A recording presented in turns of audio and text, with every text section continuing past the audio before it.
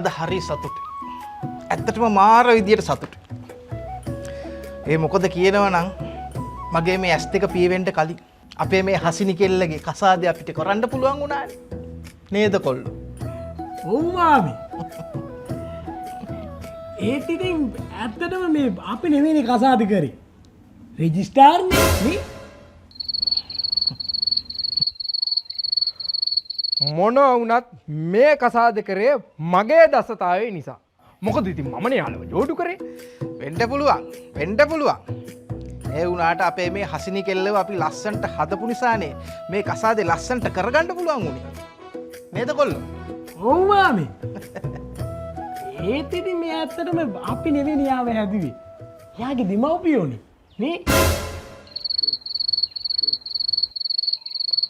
කවුරු හැදුවත් මේ කසාද සිද්ධ වුණේ මගේ දසතාවේ නිසා. මොකද ඉතින් මමනේ යාළුව ජෝඩු කරේ. ඒ වුණාට අපි කෙල්ලගේ ඔලුවට හරි අදහස් දාපු නිසා තමයි හරිම වෙලාවට මේ කසාදේ කරගන්න පුළුවන් වුණේ. නැද්ද කොල්ලෝ? ඔව් මාමි. ඒත් මාමි මේ ඇත්තටම අපි නෙවෙයිනේ වෙලාව බැලුවේ. අර නැකත් බලන කෙනානේ නේ. හැබැයි ඉතින් කවුරු වෙලාවල් බැලුවත් මේ කසාද සිද්ධ වුණේ මගේ දසතාවේ නිසා. මොකද ඉතින් මොකද තමුන්නේ මේක ජෝඩු කරේ? පැහැදිලි මට. දැන් ඔක තමුන් කිව්වනේ තුන් පාරක්ම. නේද කොල්ලෝ? ඔව් මාමි. ඒත් මාමි මේ මියා දෙපාරයිනේ කිව්වේ. මාම තමයි එකපාරක් කිව්වේ නේ.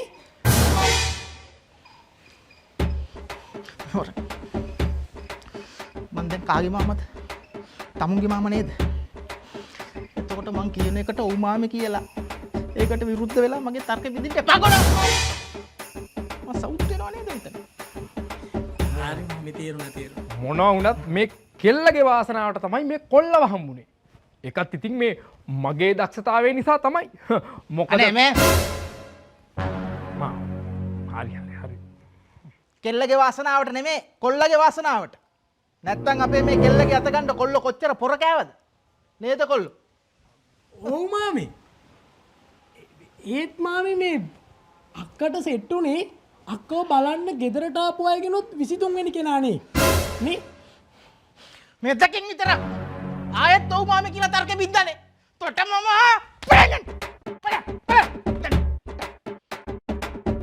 මේ ලොකුන් නැහැ. කොච්චර කොල්ල පස්සෙන් ආවත් මේ කසාද සිද්ධ වුණේ මගේ දක්ෂතාවය නිසා. මොකද ඉතින් මමනේ යාළුව ජෝඩු කරේ. අයියෝ තොට වෙන කියන්න එක කච්චම නැද්ද බූරුව? මං තමයි ජෝඩු කරේ. පොළොව මෙතන ඉතෝත් ගන්න මෙතන ජෝඩු කරා මෙතන. මෙන්න තමයි ජෝඩු කරේ. ජකෝ තොගේ දක්ෂතාවය නෙමෙයි අපේ කෙල්ලගේ දක්ෂතාවය. මෙතන එනවා මෙතන. පොළොව ගැටතෝ. බූරුව. මේ වෙන අපේ පුතෙක් නැද්ද මම මේ කියන දේ අහන් ඉන්නේ? වෙන පුතෙක් නැද්ද මෙතන? කියන දේ අහන් ඉන්න පුළුවන් එකෙක්. දැන්ඩුව මනමාලයගේ මාම කෙනෙක් වශයෙන් ඔයාලා ඉංගියත්මන්තක විතරක් අරගෙන එකතු වෙන්න හදන එකට මම කැමති. මොකද ඒක ශ්‍රේෂ්ඨ තීරණයක් සහ හොඳ මුදල් ඉදිරි කර ගැනීමක්. ඉතින් මං ඒකට ගරු කරනවා සහ මං ඒකට ඔබතුමීට නමස්කාර කරනවා. මොකද මේ පිස්සුද? පිස්සු නේ පුතා. විදියේ උත්තන්ට අපි අනිවාර්යෙන්ම පුදන්න ඕනේ. දැන් මේ දුව අද එන්ගේජ්මන්ට් එකට ආපු නිසා මේ පැත්තම ඉලියයි. මේ පැත්තම මහා ආලෝකයක්. ඉතින් ඒක නිසා මම මේ දුවට ගරු කරනවා සහ නමස්කාර කරනවා. පිස්සුද අංකල් මේ තැගිරින්න මෙතන අපිට චාටර් කරන්න නැතුව. චාටර් මොන චාටර්ද පුතා මට ඒ ලෙවල්වත් නෑ මට. ඔබට අපිට කවුරුවත් මග පෙන්වන්න හිටියේ නෑනේ. හැබැයි මට ආරංචි මේ දුවලා දෙන්න ඩිප්ලෝමා ආරෝපණය ඔක්කොම කරලා ඉන්නේ කියලා. ඒක නම් මං ගරු කරන්න ඕන සහ දෙන්නටම නමස්කාර කරන්න ඕනේ. අනේ අංකල් නැගිටින්නකෝ අංකල්. අර මිනිස්සුත් බලන් ඉන්නවා අංකල්. අනේ මිනිස්සු බලන් අපිට මොකද? මේ ඒක නෙවෙයි අංකල් දැන් කපු මහත්තයා හින්දානේ මේ මගුල කෙරුනේ නේද? දැන් කපු මහත්තයානේ අංකල්ගේ පුතාව මට සෙට් කරේ. ඉතින් ඉස්සෙල්ලාම කපු මහත්තයාටනේ ගරු කරලා නමස්කාර කරන්න ඕනේ. හරි ගරු කරලා නමස්කාරය කපු මහත්තයානේ. අංකල් අර මේ අර අතන ඉන්න අර අතන ඉන්න. අර අංකට කතා කරනවත් එක්ක අර. අනේ මේ මනමාලි මට ඒක පෙන්නලා දුන්නනේ. ඒකට නම් මං ගරු කරන්නත් ඕන මනමාලිට වඩා නමස්කාර කරන්න ඕන. අනේ නැගිටින්න අංකල් අර කතා කරනවා කතා කරනවා. අර කපු මහත්තයා කතා කරනවා. කපු මහත්තයාට ගරු කරලා නමස්කාර කළේ. හරි හරි. හරි කපු.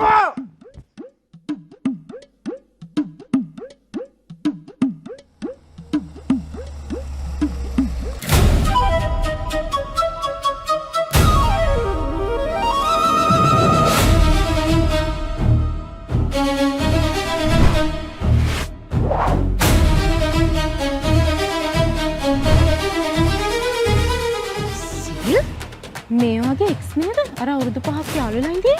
යෝ මේ මොනසෝ කොහෙද මේ? අනිත් එක මේ ගන්නෙක් වගේ හිටපේ ගමේ. සාලිකාරයෙක් වෙලා.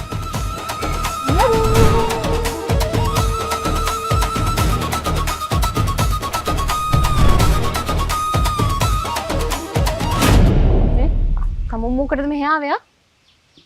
කලින් මගේ ජීවිතේ අවුරුදු 5ක් කෑවා වගේ මගේ කසාද ඉතිහාස කළ දාලා යන දාවේ. පිස්සුද? එහෙම එකකට නෙවෙයි මං ආවේ. ඔයාට දෙයක් මතක් කරලා දෙන්න ආවේ. මතක් කරන්න? මොකක්ද? ඔයාට මතකද ඔයා මාව දාලා ගිය දවසේ කියපු දේ? ආ? ඔයාට ඒක මතක් කරලා දෙන්න මම ආවේ. මතකද? මට මේක තවත් කරන්න බෑ. මං යනවා. ඒ කියන්නේ ඔයා මාව දාලා යනවා? යනවා තමයි. යනවා. තමුන් හින්දා මගේ මේ මුළු ජීවිතේම විනාශ වෙලා තියෙන්නේ. ඒ නිසා මං යනවා.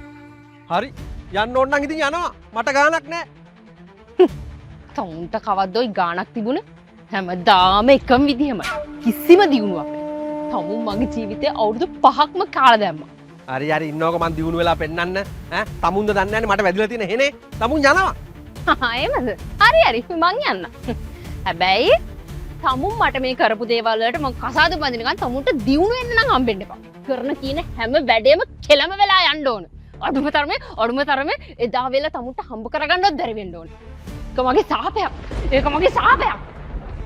ෆු විතර. මතක් වුණාද ශාපේ? ආ? මතක් වුණාද? දැන් මේ ශාප ඔක්කොම යට කරගෙන තමුන් ඒව ගණන් ගන්න නැතුව තමුන් දියුණුනා කියලා පෙන්වන්න දැන් මම කසාද බඳින දවස් ආවේ. ඔව් මම රැකගෙන හිටියා මේ දවස් එනකම්.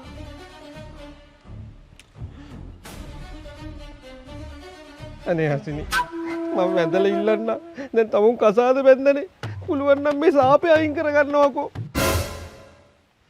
ඒ කියන්නේ ඒ කියන්නේ මෙන්න මෙයා අර සාපේ කරපු දවස් ඉඳලා මං අත ගාපු හැම වැඩේම කෙලුණා.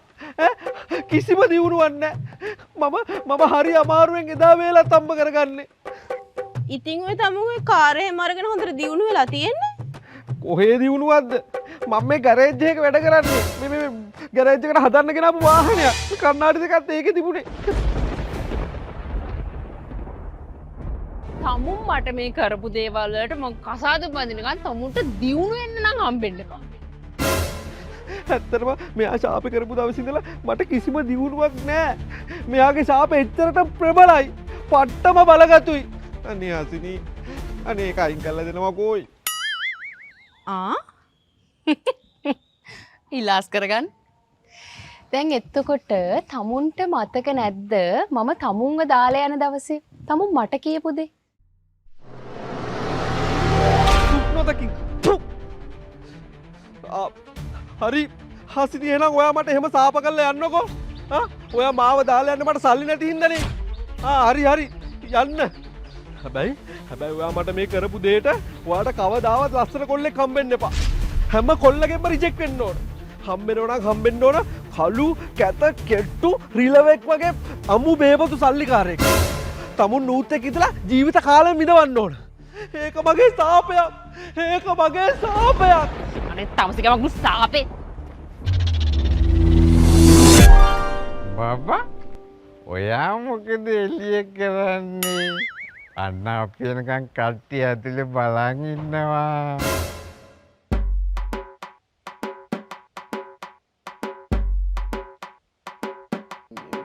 මේ කවුද? මේ කවුද?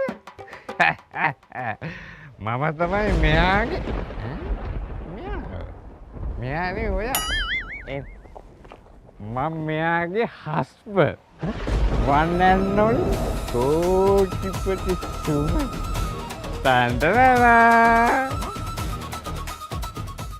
හම්බෙන්න ඕන කලු කැත කෙට්ටු රිලවෙක් වගේ අමු බේබොතු සල්ලිකාරයෙක්. දැන් තේරෙනව නේද කාගේ ශාපද ප්‍රබල කියලා? දැන් තේරෙනවද?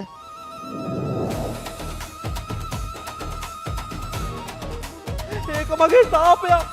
ඒක මගේ සාපයක්. යකෝ මාර සාපයන්නේ මගේ සාපේ. ඒක මාර ප්‍රබලයිනේ. ඔයා කළු අඳින්න තිබ්බේ.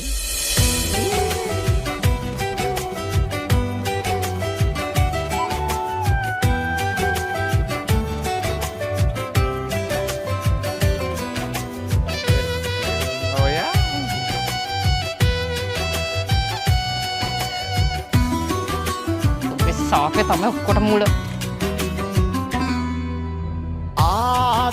ආත්මයේදී ගිය ආත්මයේදී නොගෙවා පුනය නුඹේ මේ භවේ පියුවා මම මගේ ජීවිතේ නුඹගේ නමින් ලියා මේ පපුතුරේ නුඹ තියා මම ආදරේ කළා මා පව්වරෝගත්තා නුඹ පව්පුරෝගත්තා ලංගූ තරම්ම රවටා නුඹ පව්පුරෝගත්තා පියාය අනිවාරේ හමුවේවි සංසාරේ රැවටෙන්නේ නෑ ඒ වාරේ අදවාගේ නුඹගින්මා දැන් එතකොට මේ පුතාට ඕනේ හසින් ළමයට කියලා මේ ශාපේ අයින් කරගන්න. එහෙම නේද? අනේ ඔව් මාමේ. දැන් එයාට කොහොමද මගේ ශාපේ වැදිලා ඉවරයිනේ. මට තියෙන ශාපේ හරි අයින් කරගත්තොත් මට පුළුවන් දියුණු වෙන්න. අනේ නංගි වායාව අඳුරනවනේ පොඩ්ඩක් කියලා මේක අයින් කරලා දෙන්නකෝ. දැන් මෙහෙමයි පුතා. හරිද? ඔයා මෙහෙම ශාපයක් කරේ නැත්තම් අපේ අර කළු රිලවට මෙහෙම කෙල්ලෙක් හම්බෙන්නේ නෑනේ. ඒ වගේ ඒක නිසා ඒ වැඩේට මේ සම්බන්ධයට ඔක්කොම මම ගරු කරනවා. ඒ වගේම නමස්කාර කරනවා. හරි? මම නමස්කාර කරනවා. අපි අනේ මේ කතාව කරලා දුවන විශේෂ නමස්කාර කරනවා. අපි එහෙමයි මාමා අපි පුතා සාදේ මටම නමස්කාර.